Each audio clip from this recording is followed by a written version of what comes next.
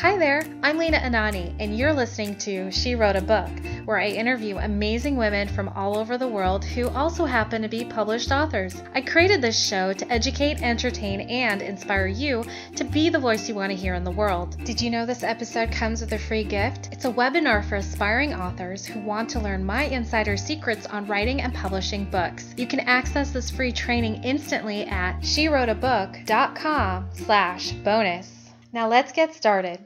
You're listening to episode number 33 of She Wrote a Book, and today I'm interviewing Ruschelle Khanna, author of the book 30 Days of Prayer, Healing Chronic Pain.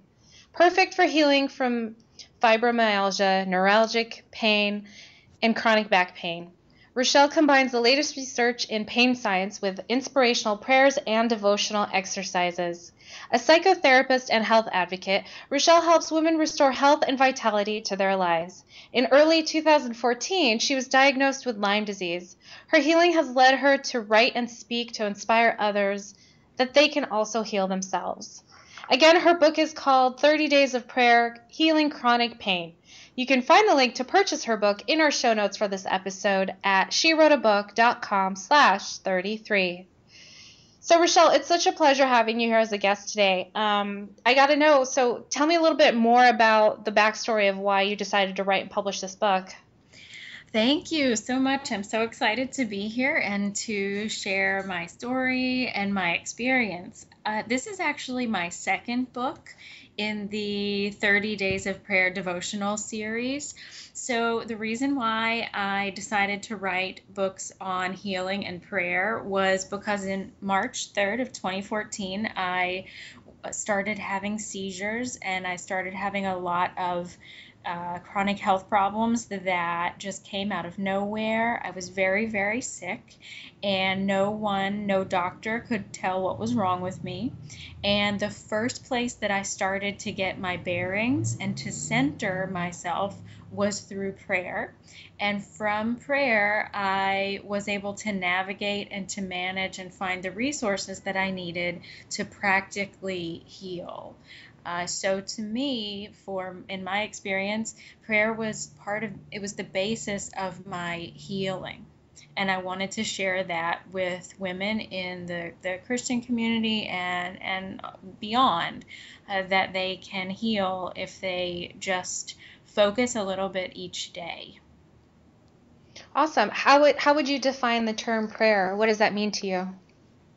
Prayer to me is a very broad term. It means to focus on whatever higher power or spiritual experience that you have as a human being in order to find whatever it is that you're looking for. And prayer to me goes beyond just intuition. It can help us build our intuition, but it is the experience of our spiritual self. And some people do that they pray through basic things that they do every day, through activities. Some people prefer to pray in silence. Some people prefer to pray together as a group. So I think the term prayer is a pretty general one. My prayer experience combines meditation. Mother Teresa used to say that she spent most of her prayer time listening. And I feel like meditation is a great tool in which we can listen to our source, our understanding of God. So a lot of the writing combines mindfulness-based exercises with actual prayers that I have written. So for people who are more concrete and actually need words attached to their prayers, that is there as well. Do you think I like that you talk about prayer as this big umbrella of different ways that you can connect with spirit and your spiritual self. And, you mentioned meditation as one of them. I'm curious to see what you think what would be the difference between meditation and a traditional prayer, in your opinion? Well, traditional prayer also has many definitions, and there are types of prayers where we are asking for things, where we are just being grateful for things. where we are trying to be more present in our life. And those all I learned all of those in the Christian tradition.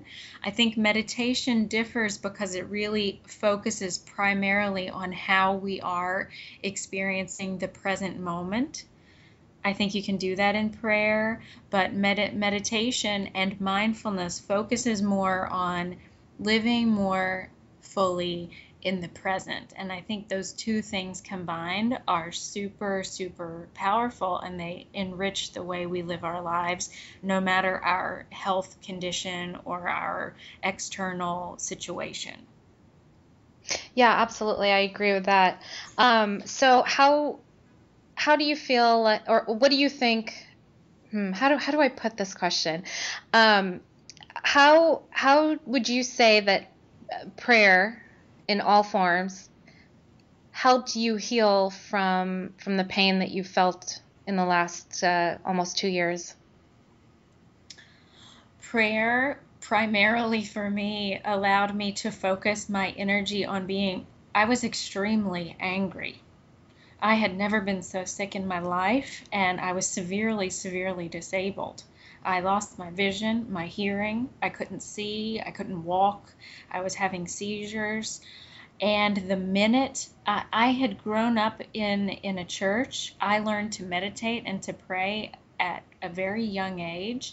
And the minute that I focused my attention on what my body was going through and calling out to what I understand to be God, I was instantly healed. Now, my body wasn't fully recovered, but my definition of healing, it didn't matter what happened to my body. I could have passed away and I was healed, and I would have left my body healed. So to me, prayer was the focus for me to understand what true healing meant in my life. That's incredible. I love the way you put that. That's definitely a new definition of healing for me. It's healing the mindset, healing how you're handling the situation, how your relationship with the circumstances that you're dealing with. I think that's a great way to put it. So what has been like the common the common feedback or comments that you've gotten from people who've read your book? The most prevalent feedback that I've gotten is that they love the prayers. The book is broken up into there will be 3 sections. There is some scripture, then there is practical information, medical information about chronic pain, and then there is a reflection, something for you to think about. There's a prayer that I have written, and then there are some exercises. People have really enjoyed the prayers the best, and maybe my next book I'll just be writing prayers. So it's been really great feedback, and I hope you enjoy it. Very cool. Have you ever considered thinking about creating like a card deck, and each card has one prayer that you can like pull out of a stack or something like that?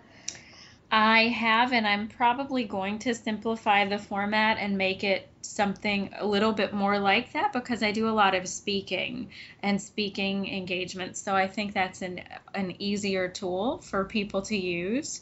Yes, I think that's a great idea. Yeah, it would be a lot of fun easy and fun, definitely. Very cool. So your book is called 30 Days of Prayer. Does that mean there are 30 prayers in there? Or Yeah. Okay, so that's how it's like the first third is one section, the middle third, and then the last third, and then all those thirds together create 30 days? It is 4 weeks. So Okay. yes, it's set up so that within a month, and you can read the book more than once. I'm a therapist. Generally, in therapy, we like to think that between 6 and 9 months, people are able to change habits, but that's a long time when we're trying to heal, and a lot of us need things right now. So I wanted to simplify it. If you can get through 30 days of focusing in the morning or before you go to bed, it's a really, really great start. And for books that I have read like this, that I enjoy, I read them more than once, and I always get something new out of them every time I read them. And so that was the real hope behind writing. Do you feel like it sounds like your book is the kind of book you can just pick up, flip to a page too sometimes. I mean, can you do that with your book where you can just like pick it up, flip to a page, and then read the wisdom on that page as if it was intended for that moment? Yes, yes. And a lot of people have, and also I can see on Kindle how many pages people are reading a day. A lot of people read, the first half in a day. So it's meant to be used however you find it beneficial. I also wrote it in the hopes that people would read it in groups, small groups in Bible studies. So read it daily, pick up a page and read it however you feel the need, and it helps you. Awesome. Thank you. So what do you love most about being an author? I'm very proud of the first book that I wrote. I love going back and looking that, wow, I did that. Yeah. Lyme disease gave me the inspiration to write a book. I'm so grateful for my Lyme disease. I'm grateful that I'm getting better, but I'm grateful that I had that experience. And I love public speaking. It has given me a platform that I can share, and I'm respected, and I will be writing for the rest of my life. I'm so happy to hear that. Ruschelle, thank you so much for being our special guest today. We will have a link to your book in the show notes for this episode, and our listeners can find that at SheWroteABook.com/33 to learn more about our author and her inspirational book. Thanks again, Ruschelle. It's been a pleasure. Thank you so much. Thank you for listening to She Wrote a Book. If you enjoyed this episode, then subscribe now so you can automatically get access to all new episodes, and feel free to share your inspired thoughts with us in the comments too. I'd love to hear from you. Are you ready to write your own book? Get started now with my quick and concise webinars so you can learn my insider secrets on writing and publishing your own book. Claim your free gift now at SheWroteABook.com/bonus.